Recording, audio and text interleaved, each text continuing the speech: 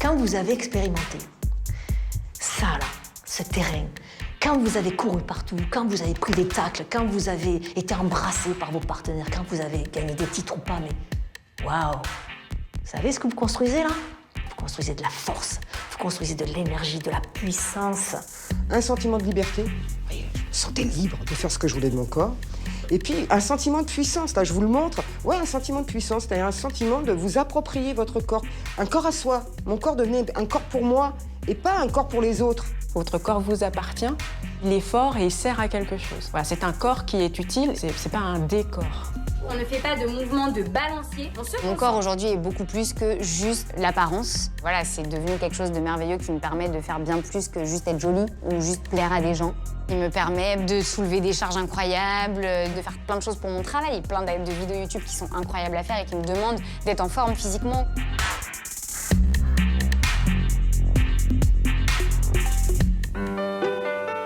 Mon premier chausson, mon premier trac, ma première ballerine, ma toute première, ma préférée. Petite fille, j'ai fait de la danse classique khmer, cambodgienne. Je ne prenais aucun plaisir à danser sur scène ni à m'entraîner. Il y a une beauté très sensuelle, où on a l'impression que ça sort, ça va de soi. Moi, ça n'allait pas du tout de soi. Quand je dansais, après, toutes les profs m'engueulaient. Il fallait sourire, pourquoi t'as pas souri? Il faut tourner la tête comme ça, comme ça. Bon, moi, je ne ressentais rien quand je dansais. Depuis le 19e siècle, les femmes sont venues dans les pratiques de gymnastique, on les y a autorisées, encouragées. Voilà, les danses, bien évidemment, l'équitation. Quand on regarde par le détail, on a une sexuation des activités qui est historique, c'est-à-dire des sports dits d'hommes, dits de femmes.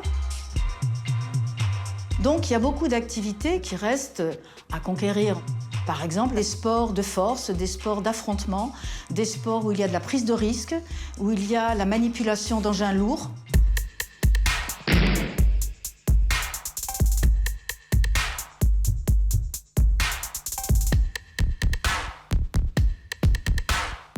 Lancer comme une fille, c'est le texte féministe le plus connu de Iris Marion-Nion. Elle montre comment, en les observant, on s'aperçoit que les garçons, quand ils ont une balle dans les mains et qu'ils doivent la lancer, ils investissent tout leur corps, ils prennent leur élan et ils jettent la balle du bras, bien sûr, mais avec toute une implication globale de leur puissance musculaire.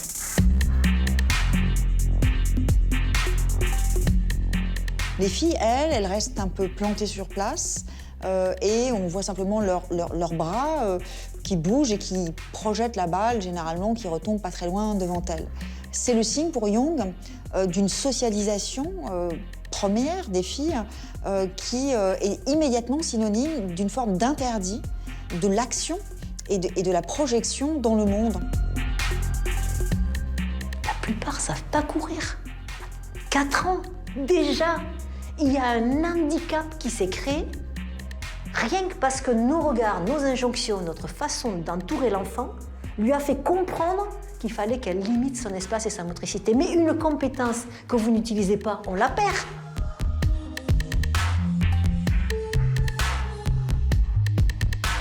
On pousse les garçons à explorer l'espace, vas-y, grimpe, monte, etc.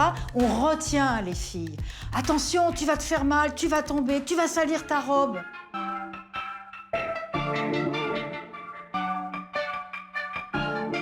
Les mouvements féministes ne se sont absolument pas intéressés au sport.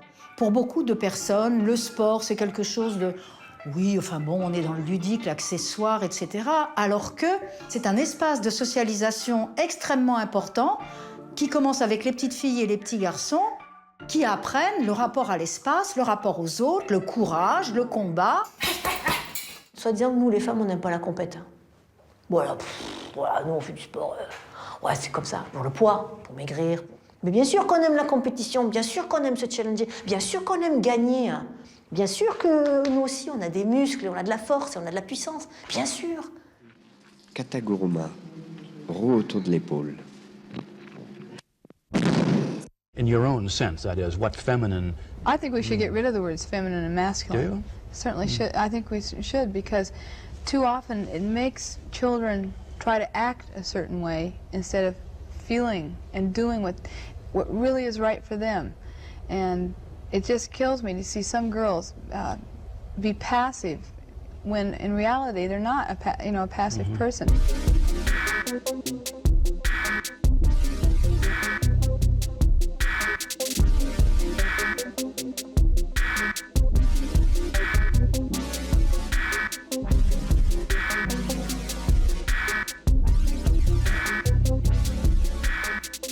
I'm an aggressive tennis player. Some men are aggressive tennis players, some are not. And some women are not aggressive tennis players. But generally, when you think of an aggressive tennis player, you say, oh, she plays like a man. And that's, that's out the window, as far as I'm concerned. I'm hoping that through, I call it the women's movement, women's liberation, that it's going to help both, not to stereotype people.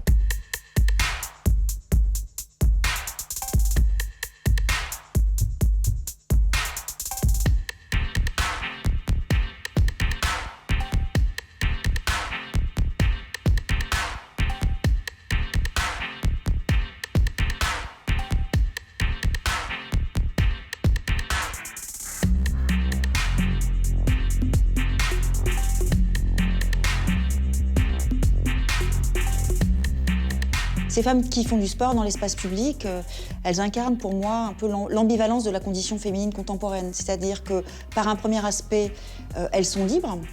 Ce sont des femmes qui ont conquis cette possibilité de faire du sport. Mais par un autre aspect, on peut aussi penser qu'elles sont peut-être aliénées, dans le sens où cette activité sportive serait une forme de réaction à des dictates qui les enjoignent à toujours plus de minceur, toujours plus de muscles, de force.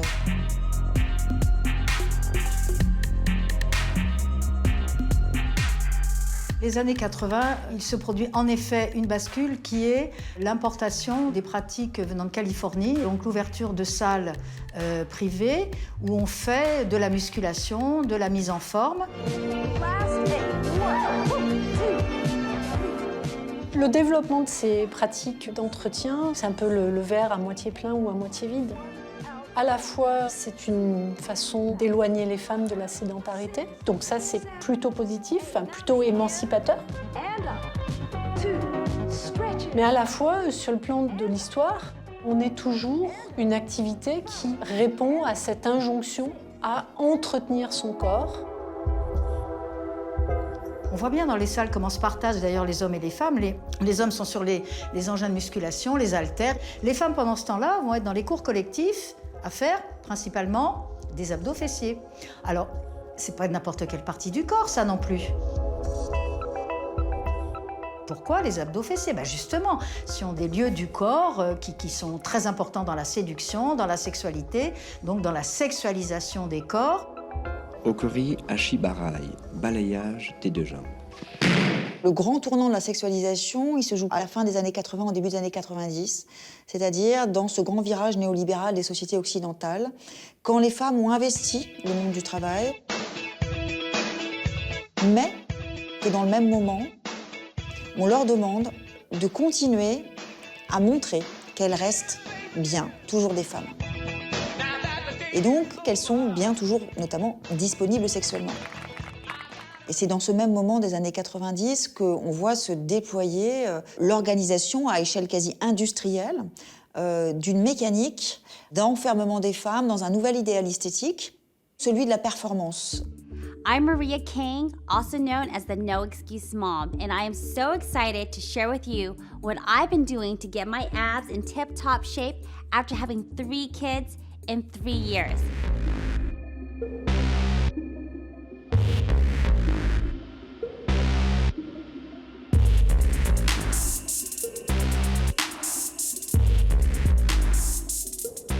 Le sport peut être un vecteur d'aliénation, c'est-à-dire que s'il est présenté, s'il est vécu et éprouvé comme le moyen par lequel on peut transformer son propre corps, il perd complètement sa dimension émancipatrice et ce qu'il peut produire aussi en termes de réassurance, de sentiment de puissance et même tout simplement de joie. Mais d'une certaine façon, c'est un paradoxe qui n'en est pas un puisque nous vivons une période vraiment charnière où les femmes éprouvent vis-à-vis de leur propre corps ces 2 modalités de l'aliénation et de l'émancipation, et qu'elles sont en quelque sorte écartelées entre cet horizon devant elles du corps comme le vecteur d'une liberté inédite, et puis ce corps qui est un héritage aussi des siècles derrière elles, d'un corps objet, d'un corps à disposition.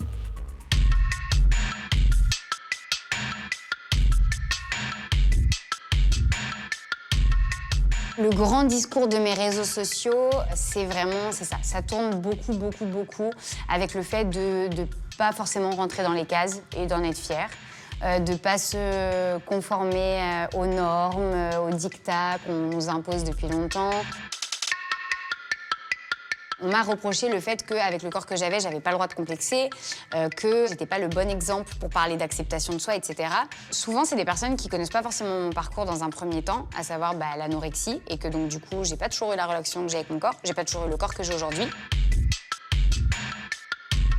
Le sport a été vraiment la première chose qui m'a sauvée, puisque c'est grâce au sport que je me suis ensuite intéressée à la nutrition, que j'ai ensuite compris que j'avais besoin de m'alimenter correctement. Aujourd'hui, j'ai un corps qui me plaît énormément, c'est vrai, mais pour éviter justement d'être une nouvelle, comme on dit, une nouvelle injonction à la perfection et être le nouvel idéal de beauté, j'essaye quand même de montrer à mes abonnés la réalité. De temps en temps, je fais une photo où je vais m'asseoir normalement, par exemple, je suis assise, mes jambes sont comme ça, pas de cellulite, je me mets en tailleur, et là d'un coup, pouf, on a tous les petits creux qui apparaissent sur les fesses.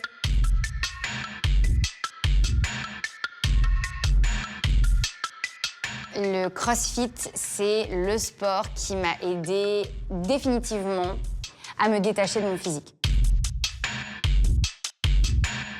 Ça m'a vraiment permis de plus m'axer sur la performance, sur le fait d'avoir un corps fonctionnel en fait. Et pour moi, le CrossFit a été vraiment la fin de ma thérapie. Une femme qui s'approprie son corps par le sport, c'est une femme qui se sent plus sûre d'elle, qui a une estime un peu meilleure et qui donc va peut-être aussi aller à la conquête du pouvoir en dehors du sport également, dans son travail, dans son foyer.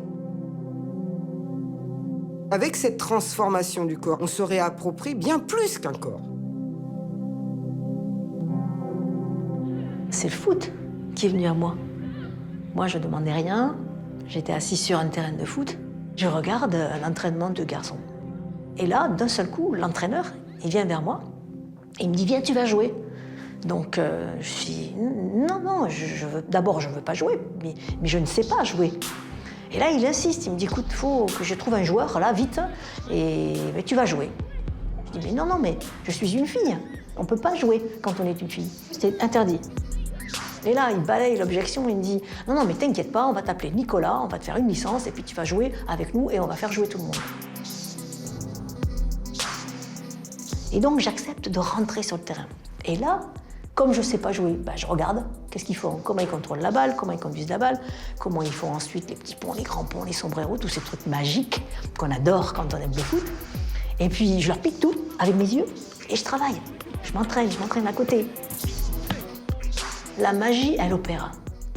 C'est-à-dire que vous passez de en dehors du terrain, jamais joué fille, à exceptionnel.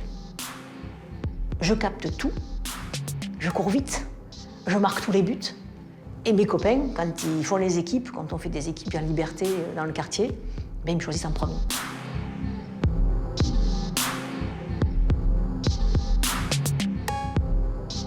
Alors, qu'est-ce qu'il reste à conquérir? Spontanément, en un mot, je serais tentée de dire, eh bien, encore tout, mais en tout cas, encore énormément, encore beaucoup. Où sont les modèles de sportives pour les petites filles qui voudraient justement faire des activités qui ne soient pas de la danse ou de la gymnastique, pendant que les garçons vont faire du foot ou du judo. Parce que l'égalité, c'est ça. C'est pas ne pas être différent entre les femmes et les hommes, c'est pouvoir faire la même chose. Avec le MMA, j'ai trouvé quelque chose qui me correspondait. De la beauté avec des gestes un peu plus bruts, un peu plus secs, avec de l'énergie explosive. Et ça me correspondait plus. C'était vraiment plutôt une recherche intérieure. Qu'est-ce que je peux faire, moi, justement, dans un ring, toute seule et sans aide autour? Pour moi, c'était vraiment un espace de liberté énorme. On n'est plus formaté, on n'est plus dans un moule.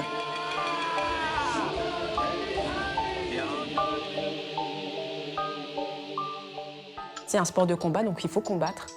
Combattre avec son corps, avec ses poings, voilà, donner des coups de pied, étrangler. Les femmes, en général, n'ont pas conscience de toute la force qu'elles pourraient avoir. Quand elles arrivent, elles sont assez timides, elles n'occupent pas l'espace, elles s'excusent tout le temps, elles n'osent pas. C'est comme si elles arrivaient de l'extérieur et qu'elles enlevaient tout le fardeau qu'elles peuvent avoir. Je leur apprends à se libérer. Mon vrai plaisir, c'est de les voir fortes. Ah oui, on est un spectacle de délectation pour ces messieurs. Le patinage artistique, par exemple, la différence des tenues entre les femmes et les hommes dans le couple, la sexualisation des femmes, mais c'est hallucinant, on voit toutes leurs culottes. Notre première tâche, en tant que femme, c'est d'être l'objet de divertissement de ces messieurs, quoi.